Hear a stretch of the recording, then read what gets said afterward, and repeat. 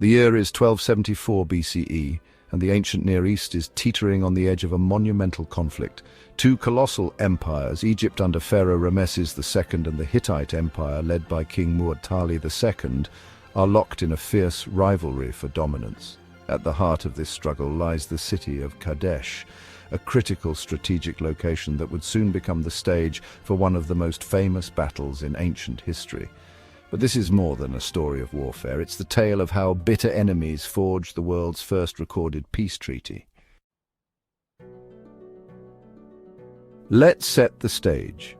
Egypt, with its vast wealth and sprawling territories, was a dominant power in the ancient world. Ramesses II, known as Ramesses the Great, had only recently ascended to the throne. Young, ambitious, and eager to establish his legacy, Ramesses sought to expand Egypt's influence in the Levant. To do so, he needed to wrest control of key territories from the Hittites, a formidable empire based in Anatolia, modern-day Turkey.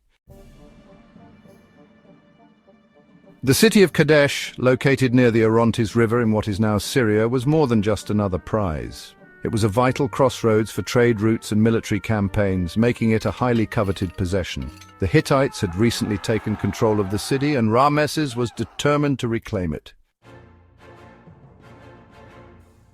In the 5th year of his reign, Ramesses II launched an ambitious military campaign northward. His forces were massive, numbering around 20,000 men divided into 4 divisions named after Egypt's most powerful gods: Amun, Re, Ptah, and Set. Each division was a highly organized unit, complete with infantry, archers, and chariots, the ancient equivalent of a tank battalion. Confident in his army's strength and his divine favor, Ramesses led the Amun division personally, marching ahead of the main force. Unbeknownst to Ramesses, Muwatalli II was not a passive observer. The Hittite king had mobilized an even larger army, reportedly over 30,000 soldiers, including his elite chariot corps, which were renowned for their speed and devastating power. Muwatalli devised a clever plan to lure the Egyptians into a trap. He dispatched spies to Ramesses' camp, posing as defectors. These agents fed the pharaoh false information, claiming the Hittite forces were far away when, in reality, they were lying in wait just beyond Kadesh. Believing he had the element of surprise, Ramesses and the Amun division pushed ahead, separating themselves from the rest of the Egyptian army. As the pharaoh set up camp near Kadesh, the Hittites sprang their trap. Muwatalli's chariots stormed out from their hidden positions, catching the Egyptians completely off guard. Chaos erupted as the Hittite forces overwhelmed the Amun division, scattering soldiers and threatening to annihilate the Egyptian camp. At this moment, the fate of Egypt seemed sealed. But Ramesses refused to flee. According to Egyptian accounts, which are admittedly biased, the young pharaoh displayed extraordinary courage, rallying his troops and personally leading a counterattack. The imagery of Ramesses as a warrior king, single-handedly turning the tide of battle, is immortalized in grand reliefs at temples like Karnak and Abu Simbel. While these accounts may be exaggerated, there is no doubt that Ramesses' leadership played a crucial role in stabilizing the situation. Reinforcements from the other Egyptian divisions eventually arrived, forcing the Hittites to retreat. However, the battle itself ended inconclusively. Both sides suffered heavy losses, and neither could claim a decisive victory. The city of Kadesh remained under Hittite control, but Egypt had demonstrated its resilience and military strength.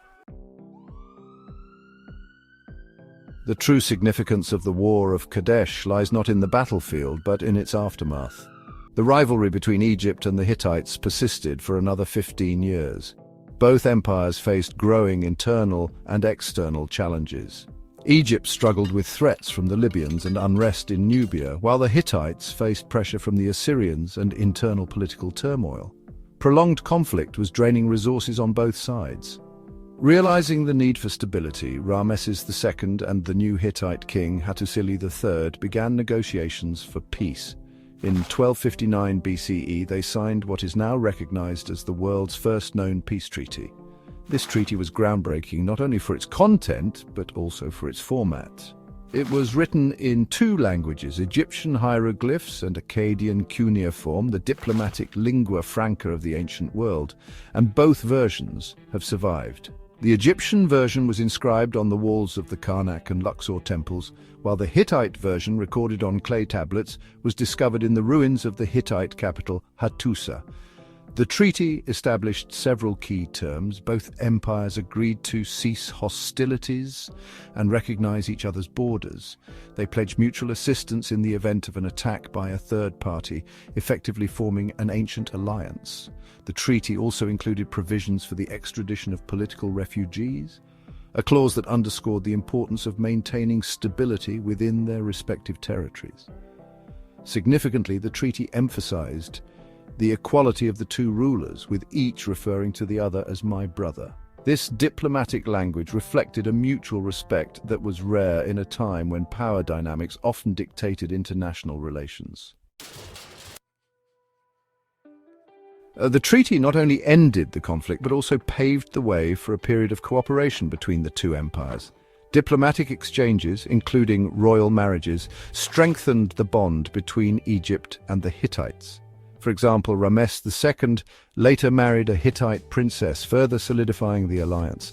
This period of peace allowed both empires to focus on internal development and defense against other threats, contributing to their respective stability and prosperity. The legacy of the Kadesh Treaty extends far beyond the ancient Near East. It represents an early example of the principles of diplomacy and international law that continue to influence modern politics. A replica of the treaty is prominently displayed at the United Nations headquarters in New York, serving as a reminder of humanity's enduring quest for peace and cooperation. What makes the story of Kadesh so compelling is its timeless relevance. It's a tale of ambition, strategy, and resilience, but also of the wisdom to seek peace when conflict proves unsustainable. It's a testament to the power of negotiation and the potential for understanding between even the fiercest rivals.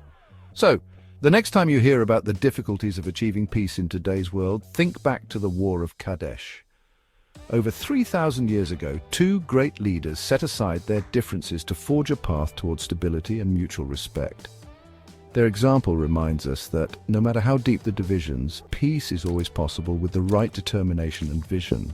Thank you for watching, and if you enjoyed this story, don't forget to like, comment, and subscribe for more fascinating tales from history. Stay curious, and remember, history is full of lessons waiting to be uncovered.